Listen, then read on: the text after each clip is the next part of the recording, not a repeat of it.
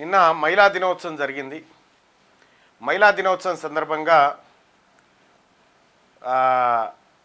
అన్ని రాజకీయ పార్టీలు మహిళా దినోత్సవ శుభాకాంక్షలు తెలియజేసినాయి. కానీ మహిళల ప్రాతినిధ్యం అన్ని రాజకీయ పార్టీలు మహిళల ప్రాతినిధ్యం పెరగాలి, మహిళలకు అవకాశాలు రావాలి, మహిళలు అన్ని అన్ని అన్ని రంగాల్లో ముందుండాలి. ఈ కామన్ డైలాగులు ఇవన్నీ మహిళా దినోత్సవం పుట్టినప్పటి నుంచి ఇప్పటిదాకా పుట్టేటువంటి కామన్ డైలాగులు. ఆచరణ మాత్రం ఈ పార్టీలు కానీ ఈ నాయకత్వం కానీ చేయదు. సో మహిళా రిజర్వేషన్ బిల్లు అమలైంది, అది పార్లమెంట్లో పాస్ అయింది. 2026 తర్వాత మహిళా రిజర్వేషన్ బిల్లు అమల్లోకి వస్తుంది అనేటువంటి చర్చ జరిగింది. మరి 2026 తర్వాత కులగణన లెక్కలు అయిపోయిన తర్వాత ఈ రిజర్వేషన్ లెక్కలు బయటకు వస్తుండొచ్చు. కానీ అప్పటి వరకు అయితే మహిళలకైతే రిజర్వేషన్ లేదు. సో కోర్టులు కూడా పదే పదే చెప్తా ఉన్నాయి, మహిళల్ని గౌరవించాలి, మహిళలకు సమాన అవకాశాలు ఇవ్వాలి, మహిళలకు అన్ని రంగాల్లో పెద్దపీట వేయాలి, వారి జనాభా దామాష ప్రకారం వాళ్లకు కేటాయింపులు ఉండాలనేటువంటి మాట చాలా కోర్టులు సుప్రీంకోర్టు అయితే ఇక చాలా సందర్భాల్లో చెప్పింది ఈ మాట. దేశంలో మహిళలకు సంబంధించినటువంటి రక్షణ కానీ, భద్రత కానీ, ఉపాధి కానీ, లేకపోతే వాళ్ళ ఉద్యోగ అవకాశాల విషయంలో కానీ రకరకాలుగా చెప్పుకుంటూ వచ్చింది. సుప్రీంకోర్టు కూడా అనేక సందర్భాల్లో అనేక కేసుల్లో చెప్పింది. మరి ఈ దేశంలో సర్వోన్నత న్యాయస్థానము సుప్రీంకోర్టు. ఈ సుప్రీంకోర్టులో మహిళలకు సంబంధించినటువంటి రిప్రజెంటేషన్ ఎట్లా ఉంది? ఇది చాలా చాలా విచిత్రమైనటువంటి లెక్కలు ఉంటాయి. ఇవి సాధారణంగానే ఏదో హరికథ చెప్పేటువంటి అయ్యగారు ఏం చేస్తారట అంటే ఊళ్ళెవల్ని ఉల్లిగడ్డ తినొద్దని చెప్తారట. అయితే ఈ అయ్యగారు భార్య కూడా ఉల్లిగడ్డ వండకుండా ఉల్లిగడ్డ వేయకుండా కూర వండుతుందట. ఇలా ఉల్లిగడ్డ ఏదే అని అంటే మీరే తినొద్దు అన్నారు కదా అంటే నేను తినొద్దు అన్నది మంచిని కానీ మనని కాదు కదనే అని చెప్పి చెప్తాడట. సేమ్ అట్లే ఉంది సుప్రీంకోర్టు కథ కూడా. ఇవాళ సుప్రీంకోర్టులో భారత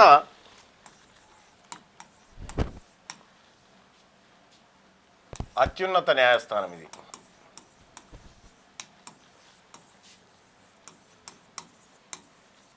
సుప్రీంకోర్టు. ఈ సుప్రీంకోర్టులో మొత్తం జడ్జెస్ ఎంతమంది అంటే ఇంక్లూడింగ్ చీఫ్ జస్టిస్తో కలిపి 34 మంది ఉంటారు. 34 మంది జడ్జిలు ఉంటారు ఇందులో. ఈ సుప్రీంకోర్టు పదే పదే న్యాయస్థానము మహిళల గురించి, మహిళా సంక్షేమం, మహిళా అభివృద్ధి, మహిళా సాధికారత ఇవన్నీ చెప్తుంటారు కదా తీర్పులు ఇచ్చి. ఈ సుప్రీంకోర్టులో ఎంతమంది మహిళా జడ్జిలు ఉన్నారంటే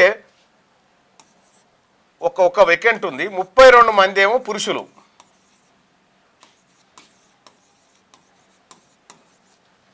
ఒక్క ఆమె మహిళ. ఇది సుప్రీంకోర్టు కథ. సుప్రీంకోర్టులోనే మహిళలకు సమాన వాటా లేదు, సుప్రీంకోర్టులోనే మహిళలకు న్యాయం లేదు, సుప్రీంకోర్టు న్యాయస్థానంలోనే మహిళలకు రావాల్సినటువంటి ప్రాతినిధ్యం దక్కట్లేదు. ఈ సుప్రీంకోర్టు వివిధ సంస్థల మీద చెప్తూ ఉంటుంది మీరు ఇట్లా చేయాలి అట్లా చేయాలి. సుప్రీంకోర్టుని ఎవరు అడగాలి? మరి సుప్రీంకోర్టులో 34 మంది ఉంటే కనీసం 10 మంది మహిళా జడ్జీలు ఉండాలి.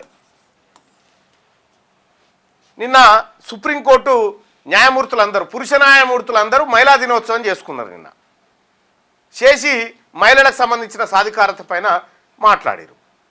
విచిత్రం ఏంటంటే అత్యున్నత న్యాయస్థానంలోనే మహిళలకు వాటా లేదు. ఇక పార్లమెంట్ సంగతి మీ అందరికీ ఎరికే. సరే, భవిష్యత్తులో అది మహిళా రిజర్వేషన్ రూపంలో రాబోతూ ఉంది. ఆ మహిళా రిజర్వేషన్లో బీసీలకు రిజర్వేషన్ లేదు, అది వేరే అంశం. కానీ ఈ సుప్రీంకోర్టులోనే మహిళా జడ్జీలు లేకపోతే ఇక ఈమె జస్ట్ నాగరత్న గారు నాకు తెలిసి 2028 అట్లా రిటైర్మెంట్ ఉన్నట్టుంది.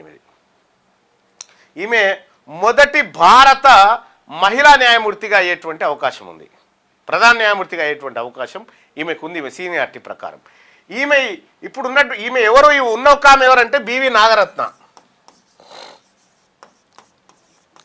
మన హైకోర్టు కూడా చీఫ్ జస్టిస్ చేసిపోయాడు బివి నాగరత్న అని చెప్పి ఈ ఒక్క ఆమెనే మహిళ ఇప్పుడు సుప్రీంకోర్టులో మహిళా న్యాయమూర్తి. ఇంకా మిగతా వాళ్ళంతా మగోళ్ళే. ఈమె కూడా ఎట్లొచ్చిందంటే వీళ్ళ నాయన సుప్రీంకోర్టు చీఫ్ జస్టిస్గా పనిచేసిండు. వీళ్ళ నాయన ఈశ్వరైన ఏదో ఉంది ఆయన పేరు. ఆయన సుప్రీంకోర్టు ప్రధాన న్యాయమూర్తిగా పనిచేసిండు కాబట్టి ఆ ఇన్ఫ్లుయెన్స్ తోటి ఈమెకు వచ్చింది, కానీ లేకపోతే ఈమె కూడా రాదు. ఇక కొలీజియం మీ అందరికీ తెలుసు, ఇందులో ఉండేటువంటి ఈ జడ్జీలు అందరూ ఉన్నారా, వీళ్ళ బ్యాక్గ్రౌండ్ అంతా వీళ్ళ తండ్రులో వీళ్ళ తాతలో ఎవరో జడ్జీలు ఉంటారు, వాళ్ళ పరంపరలో కొంచెం ఇది వారసత్వంగా వస్తున్నటువంటి పోస్ట్ లెక్క మారిపోయింది. ఐఏఎస్ ఐపీఎస్ సెలక్షన్ లాగా ఇండియన్ జ్యుడిషియరీకి సంబంధించిన సెలక్షన్ కూడా ఒకటి పెట్టాలి కదా, పెడితే అప్పుడు ఒరిజినల్గా టాలెంట్ ఉన్న వాళ్ళకి వస్తుంది. సరే, ఈ కొలీజియం భర్తీ చేస్తుంది. కొలీజియం భర్తీ చేసే కారణం మహిళా న్యాయమూర్తులు ఉన్నారా? పోని లేరే, ఒక్క ఆమె ఉన్నది, ఆమె సెలవు పెడితే కథమేగా. 1989 అనుకుంటా, 1989లో మొదటి మహిళా జడ్జి సుప్రీంకోర్టులో ఫాతిమా అని ఒక ఆమె, ఈమె సుప్రీంకోర్టులో మొదటి మహిళా న్యాయమూర్తిగా ఉంది. వీళ్ళ శకం స్టార్ట్ అయింది 89 కానించి అనుకుంటా. ఈ 89 నుంచి ఈడికని వచ్చేసరికి మళ్ళా ఆ ఒక్క ఆమెనే. మరి సుప్రీంకోర్టులోనే మహిళలకు న్యాయం జరగకపోతే ఈ న్యాయస్థానం ఇంకా ఏ వ్యవస్థను ఆదేశిస్తుంది? అయ్యగారు ఉల్లిగడ్డ కథ చెప్పినట్టే కదా ఇది కూడా, మీరు పాటించాలి కానీ మేము పాటించమనేటువంటి విధానమే ఉంది కదా. సుప్రీంకోర్టులో కాదు, హైకోర్టులలో కింది న్యాయస్థానాల్లో కూడా 33% కింది న్యాయస్థానాల్లో 33% రిజర్వేషన్ ఏదో మహిళా కోట జరుగుతూ ఉంది. కానీ హైకోర్టు సుప్రీంకోర్టులలో 33% జడ్జి పోస్టులు మహిళలకు ఎందుకు ఉండకూడదు? ఇక్కడి నుంచి ఇంప్లిమెంట్ కావాలి కదా. న్యాయం అనేటువంటి పదానికి ఒక ప్రతిరూపంగా నిలిచినటువంటి సుప్రీంకోర్టు హైకోర్టు దగ్గరనే నుంచే స్టార్ట్ కావాలి కదా. మహిళా సాధికారత, మహిళా హక్కులు, మహిళలకు సంబంధించినటువంటి వాటా సమానత్వం అనేది కోర్టుల దగ్గర నుంచే స్టార్ట్ కావాలి కదా. కోర్టుల కానే దిక్కు దివానం లేదు కదా. మరి మన తాన ఈ కోర్టులు ఇంకా వేరే సంస్థలను ఆదేశించడానికి ఏమైనా నైతిక హక్కు ఉంటుందా ఈ కోర్టులకు? ఈ కొలీజియం వీళ్ళందరూ ఆత్మపరిశీలన చేసుకోవాలి. మనం మందికి చెప్తా ఉన్నాం నీతులు బాగానే ఉన్నాయి కానీ మన సంగతి ఏందని ఒకసారి ఆలోచన చేసుకోవాలి. ఇక రాజకీయ నాయకులంతా మీకు ఎరికే, దేశ సంచారాలు ఎంతనో రాజకీయ నాయకులం గంత. ప్రసంగాలు, స్పీచులు, ఆచరణలు మాత్రం ఏముండవు, మీ అందరికీ తెలిసిందే. ఈ రకంగా మహిళా దినోత్సవం గురించి నిన్న సుప్రీంకోర్టులో పురుష న్యాయమూర్తులు మహిళా దినోత్సవాన్ని ఘనంగా చేసుకున్నారు. అది ఘనంగా చేసుకున్న దాంట్లో పాపం బివి నాగరత్న గారు ఒకరే, ఈ 33 మంది ఆమెను ఒక్క ఆమెను గౌరవించుకోవాలి. కానీ కనీసం 10 మంది అన్నా ఉండాల్సినటువంటి అవసరం ఉండే. ఇది పురుషాధిక్య న్యాయస్థానం అయిపోయింది, పురుషాధిక్య న్యాయ వ్యవస్థగా మారిపోయింది మన దేశంలో. కాబట్టి ఇది జరగాల్సినటువంటి కార్యక్రమం.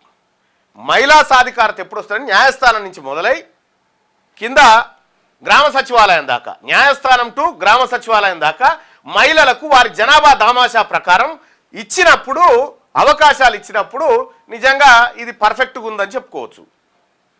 ఇన్ని సంవత్సరాల తర్వాత ఆర్టిఫిషియల్ ఇంటెలిజెన్సు, క్వాంటమ్ కంప్యూటింగ్ వచ్చినటువంటి ఈ రోజుల్లో కూడా మహిళలకు సమాన వాటా లేనటువంటి దుస్థితి.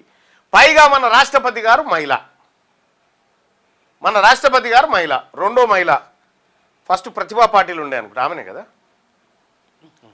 ప్రతిభా పాటిల్ ఈ ఉండే కదా, ప్రతిభా పాటిల్ అనుకుంటా రాష్ట్రపతిగా ఉండే. ఆమె తర్వాత ముర్ము గారు 2 సార్లు వీళ్ళయ్యారు గంతేగా. ఈ ప్రధానమంత్రిగా ఇందిరాగాంధీ ఒక్కరే మహిళ.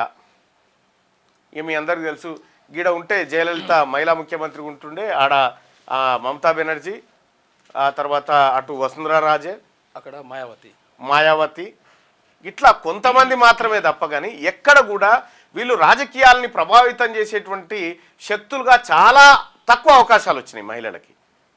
సో మహిళల బతుకులు మారాలన్నా, మహిళలు నిజంగా అన్ని రంగాల్లో ముందుకు రావాలన్నా మహిళల చేతికి కూడా అధికారం ఉండాలి. మహిళలు కూడా నిర్ణాయక శక్తిగా ఉన్నప్పుడే వాళ్ళకి సాధ్యమవుతుంది. ఈ పురుషాధిక్య సమాజంలో మహిళల గురించి మనం ఎంతైనా డైలాగులు కొట్టుకోవచ్చు, కానీ ఆచరణలో నిజంగా ప్రజలంతా సమానమే, లింగభేదం లేకుండా అందరు సమానమైనటువంటి ఆలోచన వచ్చినప్పుడు ఇది మారుతుంది. ఇది సుప్రీంకోర్టులో జరిగినటువంటి ఒక అంశం.